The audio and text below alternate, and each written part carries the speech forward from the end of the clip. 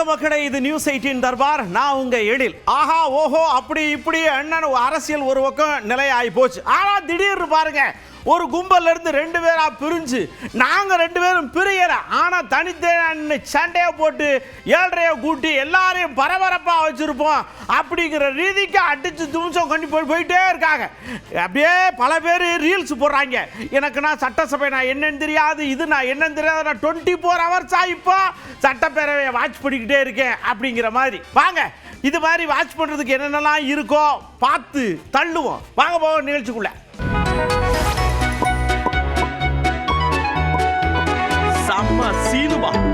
அப்படியே கோவிசிலி ஐயா போனாரு. எனக்கு வாட்டு போட்டிய ரொம்ப சந்தோஷம், என்னை ஜெயிக்க வச்சு அதை விட சந்தோஷம். ஆனா நம்ம கட்சி தோத்து போச்சு, அதுல பெரிய வருத்தம். இருந்தாலும் கவலைப்படாதீங்க, இப்ப இருக்கிற ஆட்சிட்ட இருந்து என்னென்ன திட்டங்கள்லாம் வருதோ எல்லாத்தையும் உரிய கொண்டாந்து உங்ககிட்ட கொடன்னு கொட்டிடுவேன். பார்த்து நல்லா அனுபவிச்சுக்கோங்க போங்க அப்படின்ட்டார்.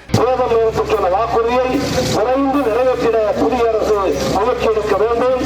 கடந்த கால கழக அரசு திட்டங்களை தொடர்ந்து அமல்படுத்திட அரசு நடவடிக்கை எடுக்க வேண்டும் என்ற வேண்டுகோள் வைத்து வாக்களித்த வாக்காளர்களுக்கு, பாடுபட்ட கழகத்தோழர்களுக்கு, அனைத்து தோழமை கட்சி நண்பர்களுக்கு அனைவருக்கும் நன்றி நன்றி நன்றி நன்றி சொல்லி பயணப்படுகிறோம். நன்றி நன்றி நன்றி. அப்படியே பிரபு இருக்காருலாம், காரக்குடி எம்எல்ஏ, அவரை மினிஸ்டராகவும் ஆக்கி விட்டாங்க.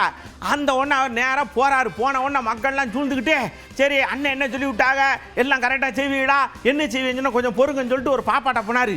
அந்த பாப்பா வாட்டு கேட்க வரும்போதே அழுது இருக்கும் போலுக்கு, நீ கவலையே விடாத பாப்பா, கர்ச்சிப்பிலேருந்து எல்லாம் உனக்கு கொண்டு வந்து கொடுத்துருவோம், நீ கவலையே படாத, டோன்ட் வரி, தலைவர் சொல்லி விட்டுருக்காருன்னு சொல்லிட்டார். தேர்தல் பிரச்சாரத்தப்போ கடைசி ஒரு 2 நாளைக்கு முன்னாடி பிரச்சாரம் பண்ணி போகும்போது ஒரு பெண் வந்து, ஒரு இளம் பெண் வந்து அழுதாங்க. அண்ணே உள்ள வந்து பாருங்க, நீங்க கண்டிப்பா உள்ள வரணும்னு சொல்ல அழுதாங்க. வண்டி போல, ஏன்னா ரோடே இல்ல. அப்புறம் பைக்ல போனேன். உள்ள போய் பார்த்தா தெரியுது, பைக் மட்டும் தான் போக முடியும். ஆனா உள்ள ஒரு 50 குடும்பம் இருக்கு. அவங்களுக்கு ரோடு வசதி இல்லை, தண்ணி வசதி இல்லை, எதுவுமே இல்லை. அந்த ஊருக்கு தான் இப்ப இங்க இருந்து நேரம் போறேன். ஆல்ரெடி கன்சர்ன் ஆபீசர்ஸ் எல்லாம் பேசிட்டேன், எல்லாரையுமே வர சொல்லியிருக்கேன். முதல் வேலையா அந்த ஊர்ல அவங்களுக்கு வந்து வாங்க. அப்படியே திண்டிவனத்துல ஒரே கூட்டமா இருக்கு. ஒருவேளை பலாப்பழ சீசனா இருக்கும் போல் இருக்கு, வாங்குறதுக்கு கூட்டமா இருக்கான்னு பார்த்தா கையில பெயிண்ட் டப்பாவோட எல்லாம் வரிச்சா போறாங்க. ஏன் என்னையா இது வேலைக்கிளை போறீங்களா? அதெல்லாம் கிடையாது. எங்க ஐயாவை எடப்பாடி ஐயா தூக்கி தூர போட்டாரு. எங்களுக்கு உள்ளுக்குள்ள அப்படியே கணக்கணக்கண வேகுது.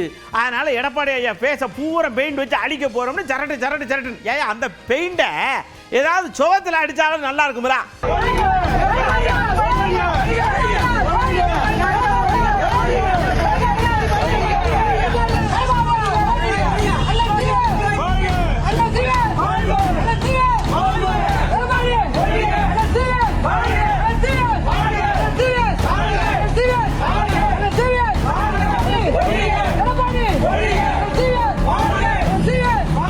அப்படியே இபிஎஸ் ஐயா பேனா எடுத்து சரசரன்னு கையெழுத்து போட்டு எல்லாரும் டிஸ்மிஸ் சாப்பிட்டார். டிஸ்மிஸ் சொன்ன உடனே அந்தந்த மாவட்டத்தில் கட்சி அலுவலகத்தை கைப்பற்றுறது யாரு? இபிஎஸ் குரூப்பா இல்லைன்னா சிவி சண்முகம் குரூப்பா அப்படின்னு ஒரு போட்டி நடக்கு. அதனால எல்லாரும் என்ன பண்ணிட்டாங்க, யார் முதல்ல திண்டுக்கல் பூட்டை கையில் வச்சிருக்காங்களோ விறுவிறுன்னு பூட்டி சாவி எடுத்துட்டு போயிருந்தாங்க. போலீஸ்காரங்க அங்கே நிற்காங்க, என்னத்துக்குன்னு தெரியல.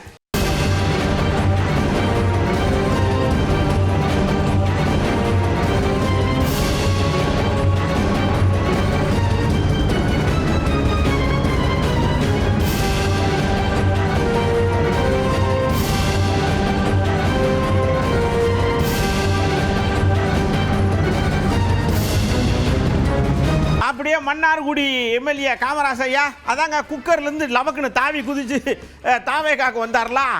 அவர் இப்போ சொல்லுதாரு, டிஆர்பி ராஜா ஐயா நிறைய செஞ்சிருக்காரு, வருத்தப்பட்டு அழுதாரு. முன்ன கூடி தெரிஞ்சதுன்னு வச்சுக்கோங்க, நான் போட்டி ஓட்டுருக்க மாட்டேன், விட்டு கொடுத்துட்டு போகிறா அப்படிக்காரு. அண்ணாச்சி இங்கிட்ட ஒரு குத்து குத்துதியே, அங்கிட்ட ஒரு குத்து குத்துதியே, நீங்க எந்த பக்கம் தான் குத்துவேன்னு தெரிய மாட்டேங்க. நல்ல தொடர்ந்து முன்னாடி சட்டமன்ற தொகுதியை பொறுத்த வரைக்கும் நீங்க என்னுடைய விட்டு சென்றிருக்கிற மரியாதைக்கு டிஆர்பி ராஜா நிறைய இடத்துல பேசும்போது கொஞ்சம் வருத்தப்பட்டு பேசினாரு. எனக்கே அது சங்கடமாச்சு. உடனே நானே அவர் போன லைன்ல போனேன். ஃபர்ஸ்ட் எடுக்கிற தவிர இல்லாத அவரு போட்டது வேற, நான் எடுக்கிற நம்ம அமைச்சர் ஒரு அமைச்சர் திரும்ப 3வது நான் போட்டேன். அவர்கிட்ட கேட்டேன், அதாவது ஏன் நீங்க கண்ணீர்லாம் பண்ணிக்கிறீங்க, இது மாதிரி செஞ்சா நான் வேண்டாம் சீட் வேண்டாம் போய் போனேன். வருத்தப்படாதீங்க, மன்னார்குடி உங்களுக்கு எங்களுக்கு அரசியலுக்கு அப்பாற்பட்ட உறவு அப்படி இல்லைக்கட்டும். இன்னும் 100 ஆண்டு காலம் ஆனால் கூட நீங்க செய்த பணிகளை வேற யாராலும் செய்ய முடியாது. இங்க இருக்கிற பாதாள சாக்கடையா இருக்கிற மற்றும் இருக்கிற நீங்கள் ஆரம்பித்து வைத்த பணிகளை நான் இந்த ஆண்டு கால சட்டமன்ற உறுப்பினராக இருக்கும் போது அந்த பணிகள் நீங்கள் கொண்டு வந்த பணிகள், திரு டிஆர்பி ராஜா அவர்கள் கொண்டு வந்த பணிகள், அதுல எல்லாரும் நாங்க மாற்ற மாட்டோம். அது மாதிரி அற்ப அரசியல் செய்ய மாட்டோம். நீங்க வருத்தப்படாதீங்க, நீங்க இன்னொரு அடுத்த வேலையில சங்கடப்படாதீங்க அப்படின்னு அன்பிற்கிடையே திரு முன்னாள் சட்டமன்ற உறுப்பினர் முன்னாள் அமைச்சர் திரு டிஆர்பி ராஜா நான் நேரடியாக போன் பண்ணி 4 நாளைக்கு என்னுடைய வடூர்ல இருந்து பேசி நான் அவர்கிட்ட பேசுறேன். ஏன் நாங்க தோத்தம் தெரியுமா? பாசகவோட கூட்டணி வேணாம்னு நானும் குட்டிக்காரன் அடிச்சேன், தோப்புக்காரன் போட்டேன், என்ன வேணாலும் பண்ணோம். ஆனா எடப்பாடி ஐயா எங்களை வலுக்கட்டாம கையை பிடிச்சி இழுத்து கொண்டு அங்கே போய் விட்டார். சரியானது இருக்கட்டும் நினைச்சா இப்ப கடைசியில் அதில் வதலத்து போயிடுச்சு. இப்ப பாருங்க, கூட்டணி வச்சிருந்தா நேரம் செகஜோதிய ஜாம் இருந்திருக்கலாம், ஒயின் போயிருந்துருக்கலாம் அப்படிங்காரு வருத்தத்தில் சொல்றார். பாரதிய ஜனதாவோடு ஒட்டோ உறவோ மீண்டும் கூட்டணி இல்லை என்று சொன்ன பொதுச்செயலாளர் அவர்கள் திடீரென்று ஒரு நாள் டெல்லிக்கு வருகிறார். வாங்க என்று சொல்லுகிறார். என்ன என்று கேட்டால் ஒன்றும் சொல்லவில்லை, வாங்கன்றார். எங்க போகிறோம்? அமித்ஷா வீட்டுக்கு, அவர் வீட்டுக்கு போகிறோம் என்றார். போனார். நேர போய் பாரதிய ஜனதா கூட்டணியை உறுதி செய்கிறார். யாரை கேட்டார்? யாரிடம் கலந்தாலோசித்தாரா? தலைமை கழக நிர்வாகிகளோடு கலந்தாலோசித்தாரா? பேசினாரா? ஒரு ஆலோசனை, ஒரு கருத்தையாவது கேட்டாரா? பாரதிய ஜனதாவோடு கூட்டணி இல்லை என்பதை எடுக்கப்பட்ட முடிவு எங்க? செயற்குழு கூட்டத்தில் எடுக்கப்பட்ட முடிவு. அனைத்து இந்திய அண்ணா திராவிட முன்னேற்ற கழக செயற்குழுவிலே எடுக்கப்பட்ட முடிவு பாரதிய ஜனதாவோடு கூட்டணி இல்லை என்பது. ஆனால் தன்னிச்சையாக செயற்குழுவில் எடுக்கப்பட்ட முடிவை தன்னிச்சையாக யாரையும் கலந்தாலோசிக்காமல் என்ன நோக்கத்திற்காகவோ என்ன காரணத்திற்காகவோ தெரியவில்லை. இதுவரை எதிர்க்கட்சி சொன்னார்கள், நாங்கள் உள்ள இருக்கோம், நாங்கள் சொல்ல முடியாது.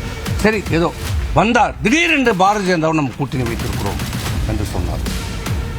இன்று வரை காரணத்தை சொல்லவில்லை. ஏன் கூட்டணி வைத்தீர்கள், எதற்காக வைத்தீர்கள், என்ன காரணம் இன்று வரை சொல்லவில்லை. இன்றைக்கு என்ன நிலைமை?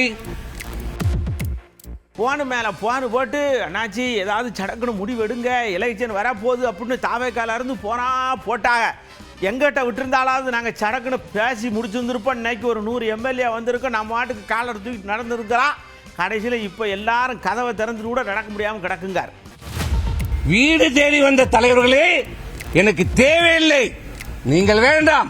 நீங்க 1/2% ஓட்டு, 1.5% ஓட்டு, 3% ஓட்டு வைத்திருக்கலாம், நமக்கு தேவையில்லை. நான் வெற்றி பெறுவேன், 210 தொகுதியில் வெற்றி பெறுவேன் என்று சொல்லி ஒரு ஏசி ரூம் அறையில் உட்கார்ந்து கொண்டு வந்த தலைவர்கள் எல்லாம் விரட்டி அடைத்த தலைமையை இன்றைக்கு நாம் பெற்றிருக்கிறோம். இன்னைக்கு அவர்கள் எல்லாம் அரவணைத்திருந்தால் இன்றைக்கு தமிழக வெற்றி கழகமாகட்டும், கடைசி நேரத்தில் கூட நம்முடைய அனைத்து இந்திய அண்ணா திராவிட முன்னேற்ற கழகத்திலே கூட்டணி அமைப்பதற்கு அவர்கள் தயாராக இருந்த போதும் நாங்களும் சென்று அவருடன் கூட்டணி வைத்தால் நம்ம மிகப்பெரிய வெற்றியை பெறலாம் என்று சொன்னபோது எங்களை எல்லாம் எடுத்தெறிஞ்சு பேசிவிட்டு, எனக்கு தெரியும் உனக்கு என்னப்பா தம்பி தெரியும், உனக்கு எனக்கு தெரியும், நான் பார்த்துக் கொள்கிறேன், நீங்கள் போங்கள், 200 தொகுதியிலே நாம் வெற்றி பெறுகிறோம். நான் சர்வே எடுத்துவிட்டேன் சொன்னாரே கோட்டம். இதுவரை அந்த சர்வே என்ன என்பதை எந்த நிர்வாகிகளுக்கும் காட்டதில்லை. என்னதான் எடப்பாடி ஐயாவோட எங்களுக்கு சண்டையும் சச்சரவும் கொச்சரவும் இருந்தாலும் தலைமை கழகம் எங்களுக்கு கோவில், எங்களை அழகு பார்த்த இடம். அந்த இடத்த நாங்கள் ஒண்ணுமே எதுவுமே பண்ண மாட்டோம். ஒருவேளை வெளியில இருந்து ஏதாவது குடைச்சல் கொடுத்துக்கிட்டே இருப்போம் அப்படின்ற மாதிரி சொல்லுவாரோ எனக்கு தெரியல. பத்திரிகையிலும் செய்திகளிலும் ஊடகத்திலும் ஒரு செய்தி வந்திருக்கிறது. நாங்கள் ஏதோ அனைத்து இந்திய அண்ணா திராவிட முன்னேற்ற கழகத்திலே அலுவலகத்துக்கு வரப்போவதாகவும் என்ற செய்தி அடிப்படையிலே காவல்துறை பாதுகாப்பு காவல்துறை குவிக்கப்பட்டிருக்கிறதா சொல்லியிருக்கிறார்கள். ஒன்றை சொல்லுகிறோம், இந்த ரத்தம் அதிமுக ரத்தம். எங்களை சட்டமன்ற உறுப்பினராக, நாடாளுமன்ற உறுப்பினராக, அமைச்சர்களாக பதவிகளை கொடுத்து அழகு பார்த்த இயக்கம் அனைத்து இந்திய அண்ணா திராவிட முன்னேற்றக் கழகம். புரட்சித் தலைவர் எம்ஜிஆர் அம்மா அவர்கள் கட்டி காப்பாற்றியது இயக்கம். அந்த இயக்கத்துடைய கோயிலாக நாங்கள் மதிக்கப்படுகிற அனைத்து இந்திய அண்ணா திராவிட முன்னேற்ற கழக தலைமை கழகத்தை நாங்கள் எங்களுடைய கோயிலாக நினைத்து கொண்டிருக்கிறோம். எந்த நிலையிலும், எந்த சூழ்நிலையிலும், எந்த காரணத்திற்காகவும் அந்த எங்களுடைய அனைத்து இந்திய அண்ணா திராவிட முன்னேற்ற கழகம் எங்கள் கோயிலான இந்த தலைமை கழகத்தின் மீது ஒரு தூசி படுவதற்கோ, எங்களால் அந்த தலைமை கழகத்திற்கு சிறிதளவும் பாதிப்பு ஏற்படுவதற்கோ நாங்கள் அனுமதிக்க மாட்டோம். எந்த நிலையிலும், எந்த சூழ்நிலையும், எந்த காரணத்துக்காகவும் நாங்கள் அங்கே வரமாட்டோம். நாங்கள் சட்டப்படி நாங்கள் அனைத்து இந்திய அண்ணா திராவிட முன்னேற்ற கழகத்துடைய உண்மையான தொண்டர்கள் என்பதை நிரூபித்த பிறகுதான் அங்கே எங்களுடைய கால் பதியும். அதனால் யாரும் அச்சப்பட வேண்டியதில்லை, யாரும் கவலைப்பட வேண்டியதில்லை. எந்த நிலையிலும், எந்த சூழ்நிலையும் எங்களுடைய கோயிலுக்கு எந்த பாதிப்பும் ஏற்படுவதற்கு நாங்கள் அனுமதிக்க மாட்டோம். அப்படி ஒரு நிலை ஏற்பட்டால் எங்கள் உயிர் மீது தான் இந்த அனைத்து இந்திய அண்ணா திராவிட முன்னேற்ற தலைமை கழகத்தில் கால் வைக்க முடியும். சசிகலா அம்மாட்ட போய் இந்த விஷயத்தெல்லாம் கடகடன் எடுத்து செய்தியாளர்கள் கொட்டுறாங்க. அவங்க சொல்கிறாங்க, நான் பெங்களூர்லேருந்து வரும்போதே அதுதானே சொன்னேன். சரி, இப்போ ஒன்றும் கெட்டு போயிடல, என்கிட்ட ஏகப்பட்ட திட்டம் வச்சுருக்கேன், பீரோவுக்குள்ள அடிக்கடிக்கு வச்சுருக்கேன். நீங்கள் எல்லாம் இங்கே வாங்க, கலந்து பேசுவோம். நம்மக்கிட்ட இருந்து பிரிஞ்சு எந்தெந்த கட்சிக்கு போனாங்களோ அந்தந்த கட்சி தலைவர்கிட்டலாம் போன போட்டு எங்கள் ஆளுகளை கொடுங்கன்னு வாங்கிடுவோம். என்கிட்ட பிளான் இருக்குல்லங்காக. கட்சி எப்பெல்லாம் பிரச்சனைக்கு போகுதோ அது நல்ல மனுஷன் ஆரம்பிச்ச கட்சி. இது நல்ல மனதோட ஆரம்பிச்ச இயக்கம். அது ஏழைகளுக்குன்னே ஆரம்பிச்ச இயக்கம். இது என்னைக்கும் துண்டா போகாது, ஒன்னாதான் இருக்கும். யாரு முயற்சித்தாலும் அது நடக்காது.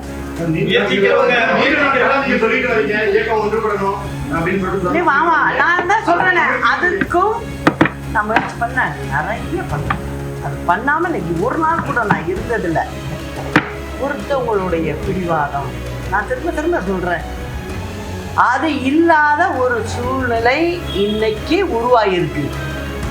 அந்த சூழ்நிலை எல்லாரும் மனசு வச்சு செய்யணுங்கிறத என்னோட எண்ணம்.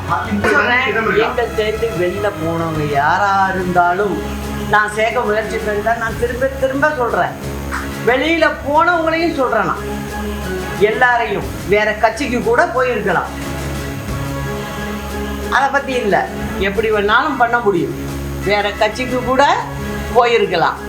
யாரா இருந்தாலும் சொல்றேன், நிச்சயமா நல்லது நடக்கணும். எல்லாருமாவே சேர்ந்து உங்களை எல்லாரையும் ஒன்றாக கூப்பிட்டு நிச்சயம் பேசுகிறேன்னா மிக விரைவில் வருவோம். அப்படியே விஜயபாஸ்கர் ஐயாவை கொறடாவுன்னு இந்த குரூப்பு அனௌன்ஸ் பண்ணிருச்சு. அவர் உள்ளுக்குள்ள தான் அதிமுகவுடைய கொறடா அப்படின்னு பிக்ஸ் ஆயிட்டாரு. அவர் சொல்லுதாரு, நான் ஒரு கொறடா, நான் சொல்றதை கேட்காம இபிஎஸ் ஐயா ஓட்டு போடாம அந்த பக்கம் போட்டிருக்காரு, அவரை கட்சி தாவல்ல இருந்து இது பண்ணி கட்சியை விட்டு நீக்குங்க அப்படின்னு சபாநாயகர்கிட்ட லெட்டர் கொடுத்துருக்கோன்னு குதிக்காரு. அங்கிட்டு இதே மாதிரி குதிச்சிருக்காங்க. சபாநாயகர் நினைச்சுவாரு, நம்பிக்கை கோரும் தீர்மானத்தில் அரசுக்கு ஆதரவாக வாக்களிக்க வேண்டும் என்று உரிய விதிகள் படி, சட்ட விதிகள் படி அவங்களுக்கு நாங்கள் கம்யூனிகேஷன் அனுப்பிச்சிருந்தோம். வாட்ஸ்அப்பில், இமெயிலில் எல்லாமே அவங்களுக்கு அனுப்பிச்சாச்சு.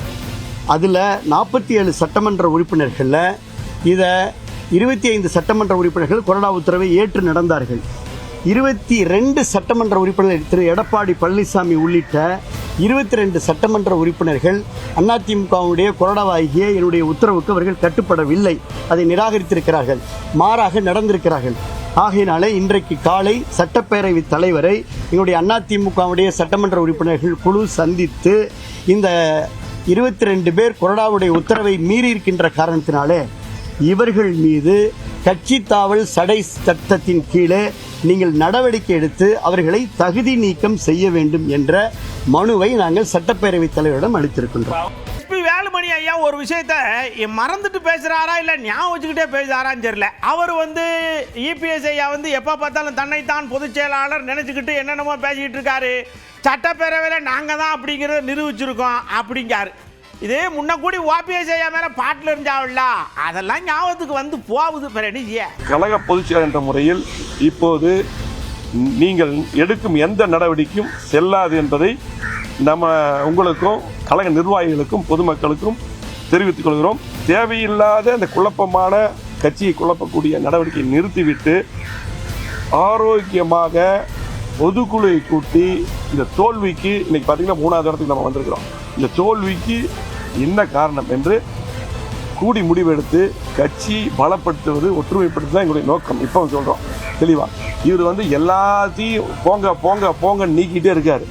இதை தயவு செஞ்சு நிறுத்திட்டு தயவு செஞ்சு இன்றைக்கு பார்த்தீங்கன்னா எல்லாத்தையும் வாங்க வாங்க வாங்கன்னு கூப்பிட்டு பிரிஞ்சு போனவங்க இதுக்கு மேலே நீக்கினவங்க எல்லாத்தையும் ஒற்றுமைப்படுத்தி கட்சியை பலப்படுத்தி புரட்சித் தலைவர் அம்மா அவர்கள் நினைத்தார்களோ, புரட்சித் தலைவர் எம்ஜிஆர் அவர்கள் இந்த கட்சி எதுக்காக ஆரம்பித்தார்களோ அந்த அடிப்படையில் திமுக எதிர்ப்பு முக்கியம். திமுக நமக்கு ஆகாது. ஆகவே அந்த அடிப்படையில் கண்டிப்பாக ஒற்றுமையாக இருந்து அம்மாவுடைய ஆட்சி கொண்டு வருவதற்கு நம்ம பாடுபட வேண்டும். இது எங்களுடைய நோக்கம். ஆகவே இன்னைக்கு பொதுச்செயலாளர் அவர்கள் நீக்கின எதுவும் செல்லாது. அவர்களாம் அப்படியே பதவியில் தொடர்வார்கள். எல்லா பதவியும் அப்படியே தொடர்வார்கள். எடப்பாடி ஐயா மேல உசுரா இருக்கக்கூடிய எல்லாருக்கும் சொல்றேன், எல்லாம் கேட்டுக்கங்க. கேபி முனிசாமியா என்னன்னு கேட்டா, இந்த அவங்க அப்படியே சோஃபா சேர் மாதிரி எல்லாம் அனுப்பி உங்கள்கிட்ட கையெழுத்து கேட்கறதுக்கு ரெடியா இருக்காங்க. தயவு செஞ்சு நீங்க கையெழுத்து அப்படி போட்டு போனீங்கன்னா சோழி முடிஞ்சு. இப்போ எப்படி 2ஆ வச்சிருக்காங்களோ நீங்க எல்லாம் போனீங்கன்னா 4 ஆக்கிடுவாங்க. பார்த்துக்கிடுங்காரு கேபி முனிசாமி ஐயா. பயம் இருக்கும் போல் இருக்கு. அனைத்து இந்திய அண்ணா திராவிட முன்னேற்ற கழகம்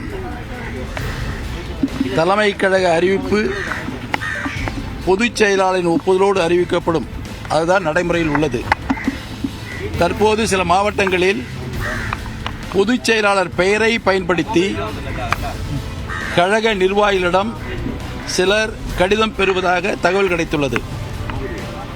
தலைமை கழகம் அறிவிக்காமல் கழக நிர்வாகிகள் யாரிடமும் கடிதம் வழங்க வேண்டாம் என்று தலைமை கழகத்தின் சார்பாக கேட்டுக்கொள்ளப்படுகிறது. தலைமை கழகத்தின் சார்பிலும் கழக பொதுச் செயலாளரின் சார்பிலும் இது தெரிவிக்கப்படுகிறது என்பதை தெரிவித்துக் கொள்கிறேன். இந்த மாதிரி விஷயங்களை எங்களுக்கு குடிதோண்டி புதைக்கிறதுக்கு உண்டான விஷயமா பண்ணிக்கிட்டு இருக்கிறாங்க. சபாநாயகருக்கு ஒரு லெட்டர் கொடுத்துருக்குறோம், அந்த பக்கம் கவர்னருக்கு ஆளுநருக்கு ஒரு லெட்டர் கொடுத்துருக்குறோம். அதனால எல்லாம் சுமூகமா முடியும்னு எதிர்பார்க்கிறோம். பார்த்து பதனமா இருங்க, எல்லாரும் நல்லதே நடக்குங்க. அனைத்து இந்திய அண்ணா திராவிட முன்னேற்ற கழக சட்டத்திட்டங்களின்படி பொதுச் செயலாளருக்கு முழு அதிகாரம் வழங்கப்பட்டிருக்கிறது.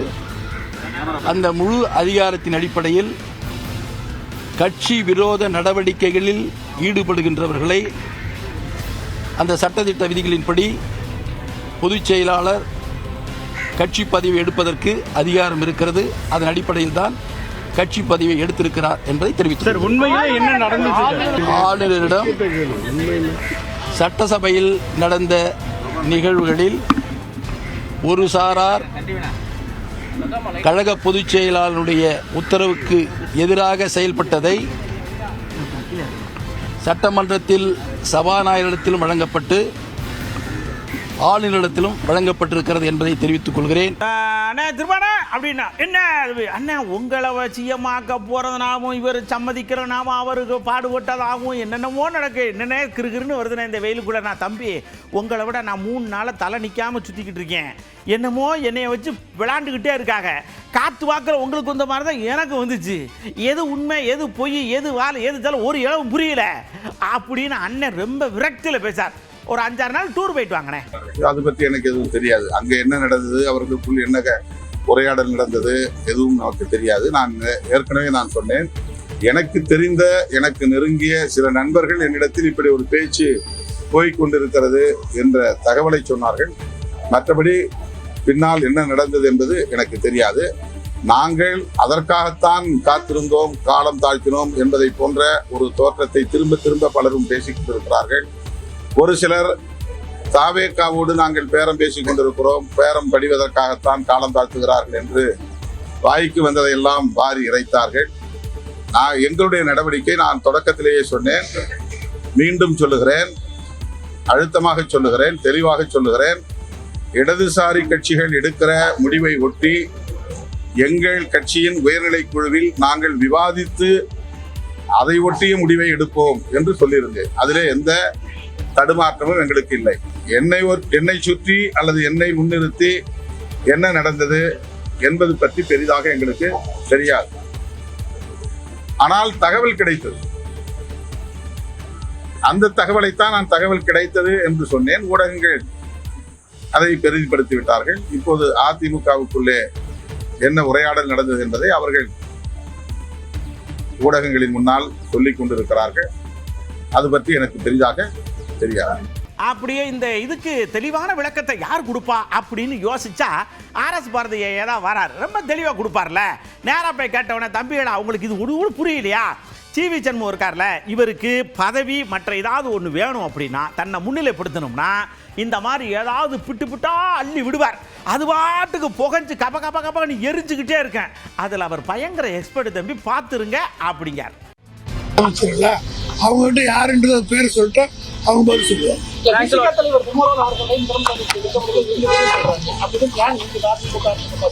தவறுன்னு சொல்லிட்டு நான் வந்து ஃப்ரம் டே ஒன் நான் முதல்ல சொல்லிட்டேன். These are all speculations and rumours சொல்லிட்டு உங்களுக்கு.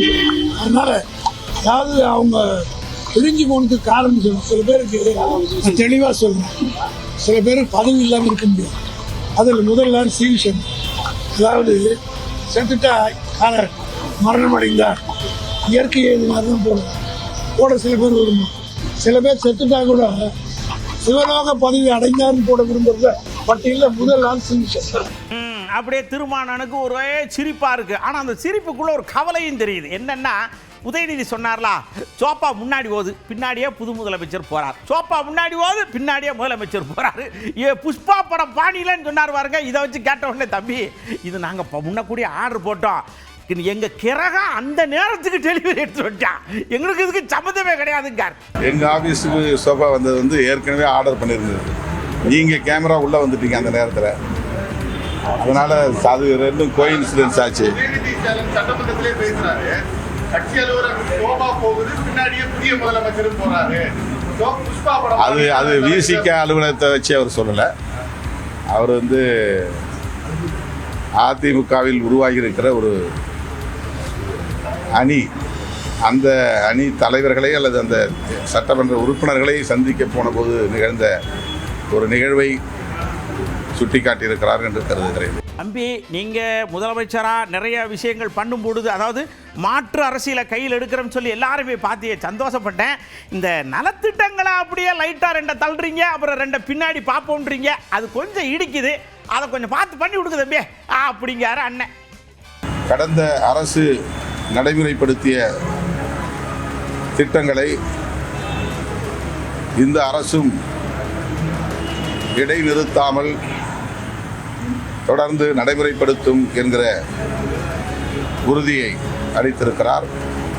எமது கட்சியின் சட்டமன்ற உறுப்பினர் வன்னியரசு அவர்கள் தனது உரையில் இந்த கோரிக்கையை எழுப்பியிருந்தார் என்பது குறிப்பிடத்தக்கது. அந்த வகையிலே மகளிர் உரிமை தொகை வழங்கும் திட்டம் தொடரும் என்பது மகிழ்ச்சி அளிக்கிறது. ஆனால் மகளிர் வங்கி கணக்கில் வரவு வைக்கப்பட வேண்டிய நாள் சற்று தள்ளி போவதாக அறிவிக்கப்பட்டிருக்கிறது. என்றாலும் அது வழங்கப்படும் என்கிற உறுதி அளிக்கப்பட்டிருப்பதால் கட்டாயம் அது நடைமுறைக்கு வரும் என்கிற நம்பிக்கை உள்ளது. நடைமுறைப்படுத்துவார். இது எதுக்குடா வம்பு? அப்போ அந்த படிக்கிற பிள்ளைக்காடுகளுக்கு முதல்ல அந்த பழைய திட்டத்துப்படியே ரூபாயை போட்டு விட்ருங்க அப்படின்னு சொல்லியிருப்பார் உங்களுக்கு முதல்வர். அதனால எல்லா பிள்ளைக்காடுகளுக்கும் டைன் மெசேஜ் வந்துருச்சு. 1000 ரூபா போட்டாச்சு, எடுத்து படிச்சுக்கோங்க அப்படின்னு இருக்காங்க. பிள்ளைக்காடு சந்தோஷம். இந்த மகளிர் உரிமை தொகை தான் மல்லு கட்டி நிற்கிது, என்னன்னு தெரியல.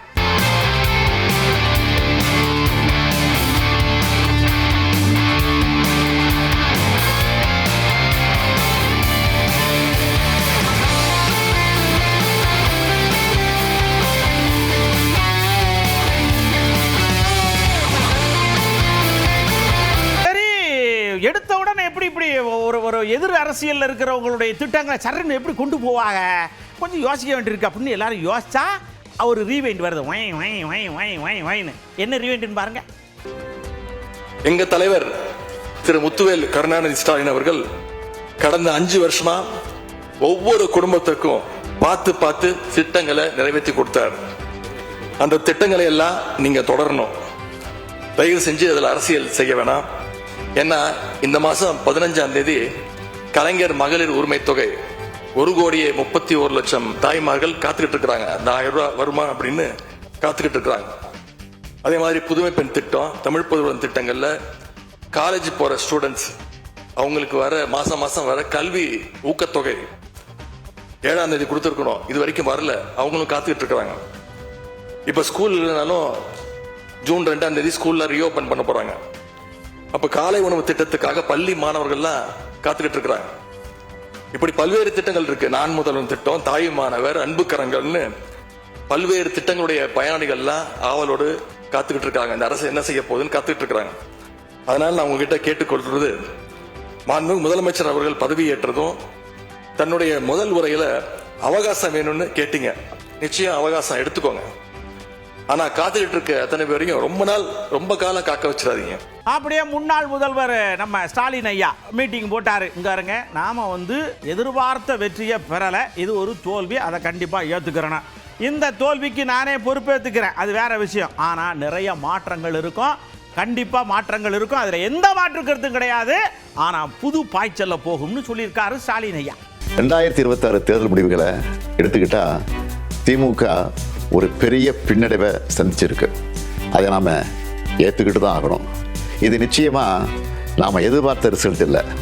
இதுக்கு அவர் காரணம் இவர் காரணம்னு யாரும் யார் மேலேயும் பழி போடாதீங்க. தலைவரா இந்த தோல்விக்கு நானே பொறுப்பேற்றுக்கிறேன். வெற்றி கிடைக்கும் போது எனக்கு தான் அந்த கிரெடிட் வந்து சேருது. அப்போ தோல்வி அடையும் போதும் அந்த பழியை நான் தான் ஏற்றுக்கணும். அதுதான் ஒரு நல்ல தலைவருக்கான இலக்கணம். சரி, தோத்துட்டோம், அதுக்கு நான் அதையே நினச்சிக்கிட்டு முடங்கிட மாட்டேன். உடனே அப்டேட் ஆகி மீண்டு வருவேன். நம்ம எல்லாருமே அப்படி தான் வரணும். அதுக்கு உங்களோட ஆலோசனைகள், பரிந்துரைகள், ஐடியாக்கள் எனக்கு வேணும். எலெக்ஷனாக இருந்தாலும் கரெக்ஷனாக இருந்தாலும் உங்ககிட்ட தான் வந்தாகணும். மக்கள் தான் எல்லாம். அப்படியே கார்த்தி சிதம்பரம் ஐயாட்ட போய், ஐயா நீங்க என்னையா கத்தியை வச்சு திமுக முதுகுல சதக்குன்னு குத்திட்டு வெளியே வந்துட்டு விடாமேன்னு சொல்லி பிரதமர் போற இடத்துலலாம் சொல்லிக்கிட்டு இருக்காருன்னா, இங்க இருக்க அபியலோட நாங்கள்லாம் குத்தவே இல்லை, சொல்லிட்டு தாங்க வந்தோம், நாங்கள் சொல்லாமல்லாம் ஒன்றும் வரல, பாதியில் விட்டு வந்தோம், அவர் அடக்காரு அப்படிங்கார். அதுதான் இப்போ விளக்கு. நான் முதுகுல குத்துனன்றதை நான் ஏற்றுக்க முடியாது. திமுகவுக்கு அரசமைக்க ஒரு வாய்ப்பு இருந்து அந்த வாய்ப்பை நாங்கள் கெடுத்துட்டு போயிருந்தோம்னா எங்களை நீங்க முதுகுல குத்துறேன்னு சொல்லியிருக்கலாம். திமுக அந்த வாய்ப்பே இல்லையே. அந்த வாய்ப்பே இல்லாத போது நான் ஒன்றும் முதுகுல குத்துறேன்னு சொல்ல. நான் தான் சொல்றேனே, தமிழ்நாட்டு மக்கள் என்ன தீர்ப்பளித்திருக்காங்க. திரு விஜய் தலைமையில, தாவேகா தலைமையில அவர் இன்னும் 2-3 கட்சியை கூட்டணி சேர்த்துக்கிட்டு ஆட்சி அமைக்கணும் தீர்ப்பு கொடுத்திருக்காங்க. அந்த தீர்ப்பை மதிச்சு தான் போயிருக்கோம். நான் திருப்பி சொல்றேன், திமுகவை முதுகுல குத்தணுன்றதை நான் ஏத்துக்கவே முடியாது. திமுகவுக்கு அரசமைக்க வாய்ப்பு இருந்து நாங்க 5 பேர் வெளியே போனதுனால அவர்களுக்கு அந்த வாய்ப்பை இழந்திருந்தார்கள் என்றால் நாங்கள் முதுகுல குத்தணும்னு சொல்றதை நான் ஏத்துக்குவேன். ஆனா அந்த வாய்ப்பே அவங்களுக்கு இல்ல. அந்த வாய்ப்பு இல்லாத போது அவர்களுக்கு நாங்க காலையும் வரல, முதுகுலையும் குத்தல. இன்னும் கொஞ்சம் பரஸ்பரமா ஒரு சுமூகமா போயிருக்கலாமான்னு கேட்டீங்கன்னா அதை தான் நான் ஏத்துக்கிட்டேன். முன்னாடி ஏத்து ஒத்துக்கிட்டேன். இந்த கேள்விக்கு முதலே பதில் சொல்லிட்டேன். பிரதம மந்திரி கவலைப்பட வேண்டாம் தமிழ்நாட்டை பத்தி, அவர் யாருங்க கண்டுக்கவே இல்லை. தடக்குன்னு இன்னொரு பக்கம் வண்டி எட்டால் திருப்புறார். என்னன்னு கேட்டா, தாவேகாவுக்கு ஆதரவு கொடுத்ததெல்லாம் சந்தோஷம், ஆனா அவங்கள வச்சு ஆதரவு இது பண்ணிடாதிய தம்பி. அங்க எப்படி காலவாரி விட்டாங்களோ உங்களையும் இங்க காலவாரி விடுறதுக்கு தான். மற்றபடியெல்லாம் நீங்க 5 வருஷம் ஆட்சி பண்ணணும்னு முதல்ல வந்தது நாங்க, கொஞ்சம் பார்த்து புரிஞ்சுக்கிடுங்க அப்படிங்க. அவங்களாம் ஆதரவு கொடுக்குறாங்க, கேட்காம ஆதரவு கொடுக்கும்போது வாங்கிக்க தான் போறாங்க. என்னை பொறுத்த வரைக்கும் அவர்கள் இல்லாமையே ஆட்சி 5 வருஷம் நடத்தலாம். அவர்களை அரசாங்கத்தில் சேர்த்துக்கணும்னு அவசியமும் கிடையாது. அவருடைய கட்சி, அதுக்கப்புறம் அவருக்கு முதல்ல ஆதரவு கொடுத்த கட்சிகளை வச்சு அவங்க ஆட்சியை நடத்தலாம். யாரும் இன்னொரு தேர்தலுக்கு தயாரா இல்லை. தாவேகாவை தவிர்த்து விட்டு யாராவது ஆட்சி அமைக்கலாம் நினைச்சாங்கன்னா அதுவும் நடக்காது. அதனால அவர் கான்பிடண்டா என்னை பொறுத்த வரைக்கும் எந்த கவலையும் இல்லாம 5 வருஷம் ஆட்சியை நடத்தலாம். அவங்களா கேட்காம ஆதரவு கொடுத்தாங்க. சரி, கேட்காம ஆதரவு கொடுத்தவங்களை போய் தனிப்பட்ட முறையில் சிவி சண்முகம் அலுவலகத்தில் போய் சந்திக்கிறது அப்படின்னது எப்படி? இப்ப நாளைக்கே ஒரு வேட்பாளர் வெற்றி பெற்றாருன்னா ஓட்டு போட்ட இடத்துலயும் தான் நன்றி சொல்ல வராங்க, ஓட்டு போடாத இடத்துலயும் தான் போய் நன்றி சொல்றாங்க. எலெக்ஷனுக்கு அப்புறம் போய் ஒரு பரஸ்பரமா எல்லாருக்கும் ஒரு நன்றி தெரிவிக்கிறார். அவ்வளவுதான் வழி. அவர் ஒன்றும் கேட்கலையே. கேட்காத ஆதரவு வந்தா வேண்டான்னு யாருமே சொல்ல மாட்டாங்க.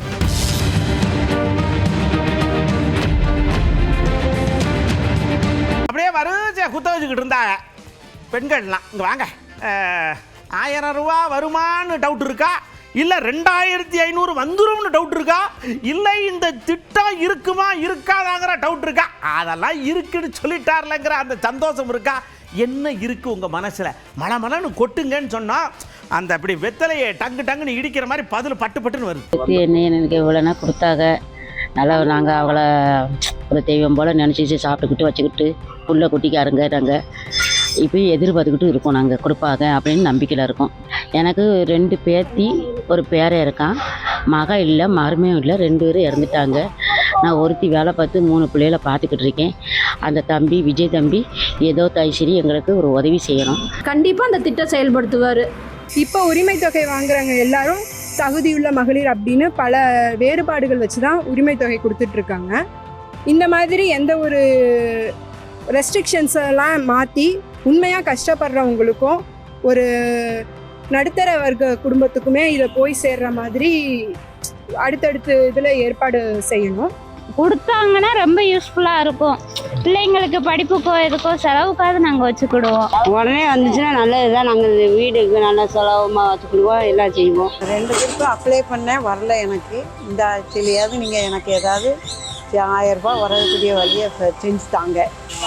ஆரம்பத்திலே போட்டாக்கி அது வெற்றி, பின்னாலனா அது தோல்வி தானே. அது எத்தனை வருஷம் ஆகுதோ ஓடுறதுக்கு. இப்போதான் புதுசாக போயிருக்காங்க, எப்படி என்னென்ன உங்களுக்கு அந்த அளவுக்கு எல்லாத்தையும் பார்க்கணும். பார்த்ததுக்கப்புறம் அவர் தெளிவுபடுத்தி அதுக்கப்புறம் அவர் சொல்லணும்.